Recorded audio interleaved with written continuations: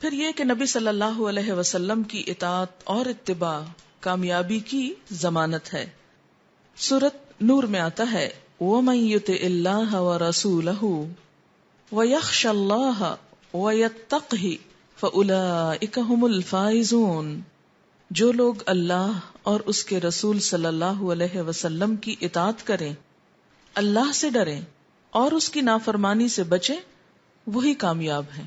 یہاں کامیابی کے 3 نکات بتائے گئے کہ کوئی شخص جو کامیاب ہونا چاہتا ہے اسے کیا کچھ کرنا ہوگا. نمبر 1 اللہ کی اطاعت، نمبر 2 رسول اللہ صلی اللہ علیہ وسلم کی اطاعت، اور نمبر 3 اللہ کی خشیت، اور نمبر 4 اللہ کا تقوی یعنی اللہ سے ڈرنا. اور اطاعت وہی کر سکتا ہے جس کے دل میں اللہ کا ڈر ہو. سورۃ نور آیت نمبر 51 میں آتا ہے انما کان قول المؤمنین اذا دعوا الی اللہ ورسولہ لیحکم بینہم ان یقولوا سمعنا واطعنا واولئک ھم المفلحون. ایمان لانے والوں کا کام تو یہ ہے کہ جب وہ اللہ اور اس کے رسول کی طرف بلائے جائیں تاکہ رسول ان کے معاملات کا فیصلہ کرے تو وہ کہہ دیں ہم نے بات سن لی اور اطاعت کی. یعنی جب اللہ کے رسول صلی اللہ علیہ وسلم کی طرف سے کوئی بات آ جائے، آپ کی پکار آ جائے، آپ کا حکم آ جائے، آپ کا فیصلہ آ جائے، تو ایمان والوں کا شعار کیا ہونا چاہیے؟ سمعنا و اطعنا، ہم نے سنا، ہم مان گئے. اور یہی لوگ کامیاب ہونے والے ہیں. کسی بچی نے ایک نوٹ مجھے بھیجا کہ ہم نے جنات اور شیاطین کے بارے میں جو احادیث پڑھی ہیں ان میں سے کچھ جب میں نے اپنے گھر والوں کو سنائی تو انہوں نے ہنسنا شروع کر دیا اور مذاق اڑایا. ایسے موقع پر مجھے کیا کرنا چاہیے؟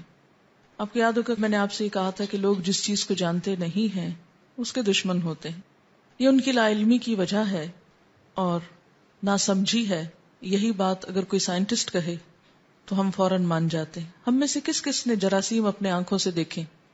بتائیے کتنے لوگ ہیں؟ بہت کم ہوں گے جنہیں کسی لیبارٹری میں جا کر، اب تو لیبارٹری سے باہر بھی بہت سی ایسی چیزیں اویلیبل ہیں، اسکرین پر انٹرنیٹ پہ آپ بہت کچھ دیکھ سکتے ہیں.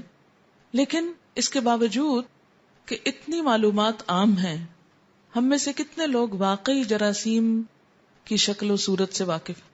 لیکن ہم میں سے کوئی ایک ایسا ہے جو جراثیم کے وجود سے انکار کرتا ہو؟ کوئی بھی نہیں.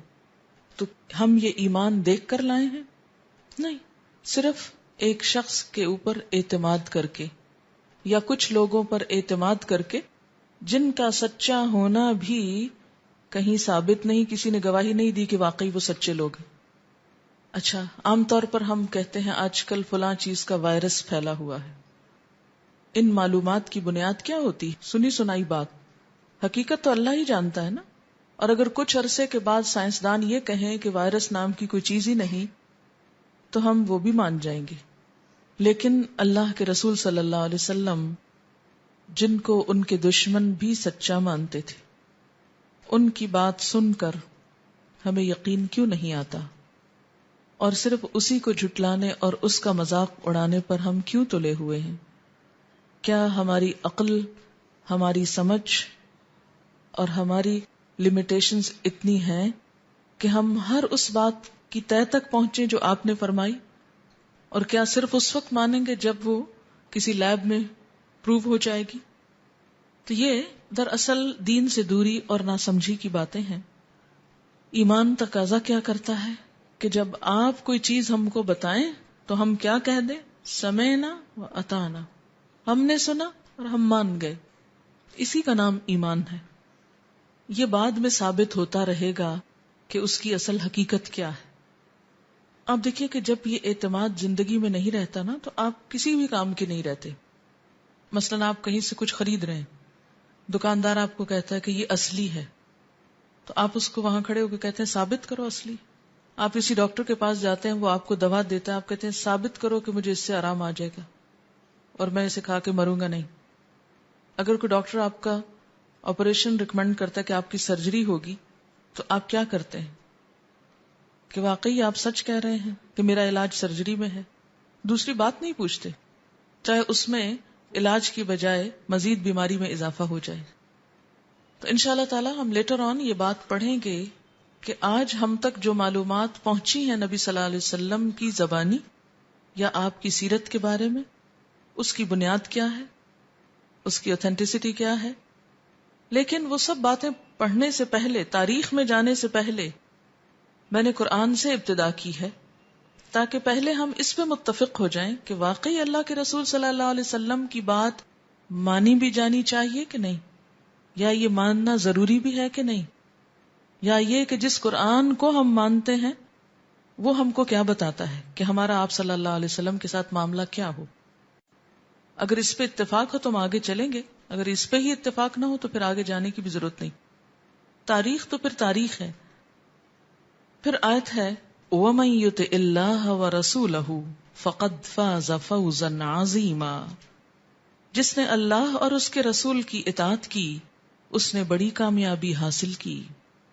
یعنی آپ کی اطاعت کامیابی کی ضمانت ہے. وَمَن يُطِعِ اللَّهَ وَرَسُولَهُ يُدْخِلْهُ جَنَّاتٍ تَجْرِي مِن تَحْتِهَا الْأَنْهَارُ خَالِدِينَ فِيهَا وَذَلِكَ الْفَوْزُ الْعَظِيمُ. جو شخص اللہ اور اس کے رسول صلی اللہ علیہ وسلم کی اطاعت کرے گا، اللہ اسے ایسے باغوں میں داخل کرے گا جن کے نیچے نہریں بہتی ہوں گی، جہاں وہ ہمیشہ رہے گا، اور یہی سب سے بڑی کامیابی ہے. اور یہ نہریں بھی کس کے لیے؟ صرف اللہ کی کتاب ماننے والے کے لیے نہیں، اس کے لیے جو اللہ اور اس کے رسول کی اطاعت کرے گا.